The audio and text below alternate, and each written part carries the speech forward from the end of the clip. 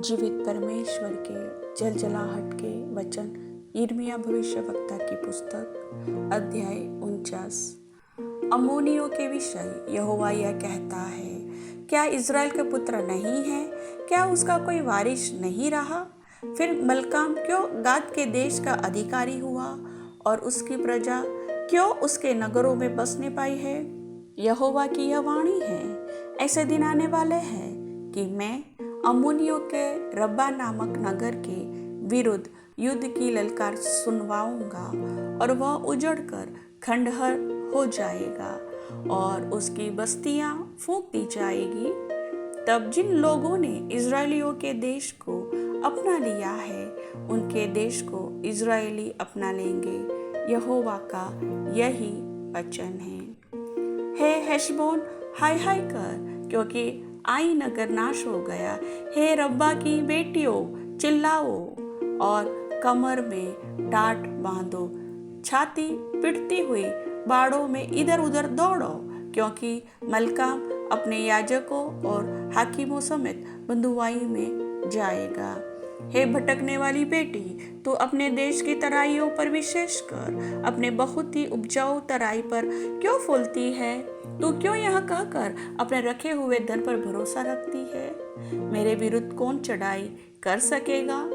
प्रभु सेनाओं के यहोवा की यह वाणी है, देख, मैं तेरे चारों ओर के सब रहने वालों की ओर से तेरे मन में भय उपजाने पर हूँ और तेरे लोग अपने अपने सामने की ओर ढकेल दिए जाएंगे और जब वे मारे मारे फिरेंगे तब कोई उन्हें इकट्ठा न करेगा, परंतु उसके बाद में अम्मोनियों को बंधुआई से लौटा लाऊंगा। यहोवा की यही वाणी है।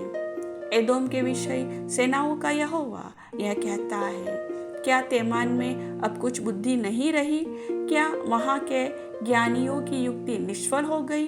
क्या उनकी बुद्धि जाती रही है? हे ददान के रहने वालों, भागो, लौट जाओ, वहाँ छिप कर बसो, क्योंकि जब मैं एसाव को दंड देने लगूंगा तब उस पर भारी विपत्ति पड़ेगी। यदि दाख के तोड़ने वाले तेरे पास आते तो क्या वे कहीं कहीं दाख न छोड़ जाते? और यदि चोर रात को आते तो क्या जितना चाहते उतना धन लूट कर न ले जाते? क्योंकि मैंने एसाव को उगाड़ा है, मैंने उसके छिपने के स्थानों को प्रकट किया है, यहाँ तक कि वह छिप न सका। उसके वंश और भाई और पड़ोसी सब नाश हो गए हैं और उसका अंत हो गया। अपने अनाथ बालकों को छोड़ जाओ, मैं उनको जिलाऊंगा और तुम्हारी विधवाएं मुझ पर भरोसा रखें। क्योंकि यहोवा यह कहता है, देखो, जो इसके योग्य न थे कि कटोरे में से पिए, उनको तो निश्चय पीना पड़ेगा। फिर क्या तू किसी प्रकार से निर्दोष ठहर कर बच जाएगा? तू निर्दोष ठहर कर न बचेगा, तुझे अवश्य ही पीना पड़ेगा, क्योंकि यहोवा की यह वाणी है। मैंने अपनी सौगंध खाई है कि बोसरा ऐसा उजड़ जाएगा कि लोग चकित होंगे और उसकी उपमा देकर निंदा किया करेंगे और श्राप दिया करेंगे और उसके सारे गांव सदा के लिए उजाड़ हो जाएंगे। मैंने यहोवा की ओर से समाचार सुना है, वरन जाति जाति में यह कहने को ऐसा दूत भी भेजा गया है, इकट्ठे होकर एदोम पर चढ़ाई करो और उससे लड़ने के लिए उठो, क्योंकि मैंने तुझे जातियों में छोटा और मनुष्यों में तुच्छ कर दिया है। हे चट्टान की दरारों में बसे हुए, हे पहाड़ी की चोटी पर किला बनाने वाले, तेरे भयानक रूप और मन के अभिमान ने तुझे धोखा दिया है। चाहे तू उकाब के समान अपना बसेरा ऊंचे स्थान पर बनाए, तो भी मैं वहां से तुझे उतार लाऊंगा। यहोवा की यही वाणी है। एदोम यहाँ तक उजड़ जाएगा कि जो कोई उसके पास से चले वह चकित होगा और उसके सारे दुखों पर ताली बजाएगा। यहोवा का यह वचन है कि जैसी सदोम और गमोरा और उनके आसपास के नगरों के उलट जाने से उनकी दशा हुई थी, वैसे ही उसकी दशा होगी। वहाँ न कोई मनुष्य रहेगा और न कोई आदमी उसमें टिकेगा। देखो, भौंसी के समान यर्दन के आसपास के घने जंगलों से सदा की चराई पर चढ़ेगा और मैं उनको उसके सामने से झट भगा दूंगा। तब जिसको मैं चुन लूं उसको उन पर अधिकारी ठहराऊंगा। मेरे तुल्य कौन है और कौन मुझ पर मुकदमा चलाएगा? वह चरवाहा कहाँ है जो मेरा सामना कर सकेगा? देखो, यहोवा ने एदोम के विरुद्ध क्या युक्ति की है और तेमान के रहने वालों के विरुद्ध कैसे कल्पना की है। निश्चय वह भेड़ बकरियों के बच्चों को घसीट ले जाएगा, वह चराई को भेड़ बकरियों से निश्चय खाली कर देगा। उनके गिरने के शब्द से पृथ्वी कांप उठेगी और ऐसी चिल्लाहट मचेगी जो लाल समुद्र तक सुनाई पड़ेगी। देखो, वह उकाब के समान निकल कर उड़ आएगा और बोसरा पर अपने पंख फैलाएगा, और उस दिन एदोमी शूरवीरों का मन जच्चा सा हो जाएगा। दमिश्क के विषय हमात और अर्पाद की आशा टूटी है, क्योंकि उन्होंने बुरा समाचार सुना है। वे गल गए हैं, समुद्र पर चिंता है, वह शांत नहीं हो सकता। दमिश्क बलहीन होकर भागने को फिरती है, परंतु कम कपी ने उसे पकड़ा है। जच्चा की सी पीड़ा उसे उठी है। हाय वह नगर, वह प्रशंसा योग्य पूरी जो मेरे हर्ष का कारण है, वह छोड़ा जाएगा। सेनाओं के यहोवा की यह वाणी है कि उसके जवान चौकों में गिराए जाएंगे और सब योद्धाओं का बोलना बंद हो जाएगा।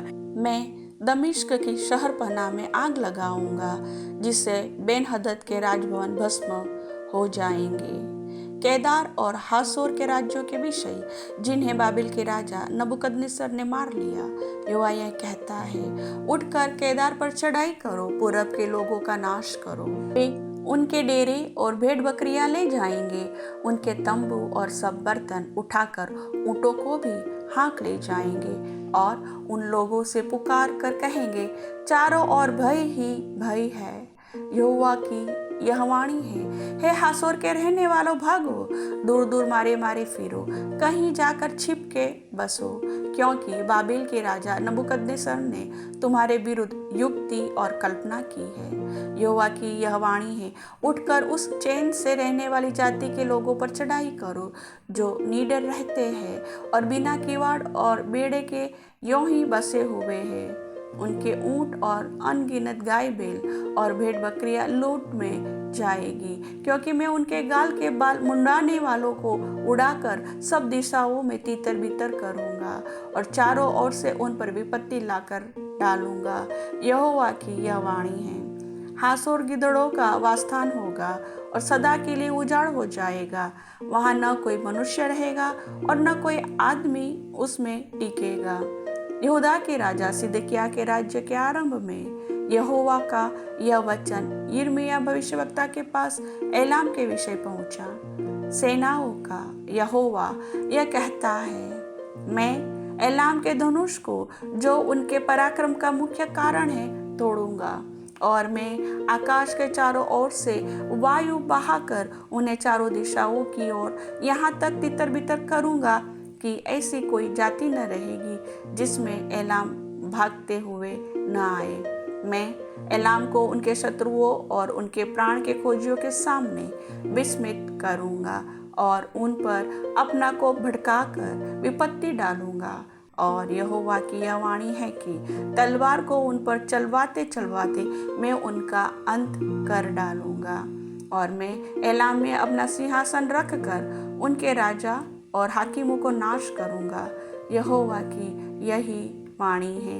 परंतु यहोवा की यह भी वाणी है कि अंत के दिनों में मैं एलाम को बंधुआई से लौटा ले आऊंगा।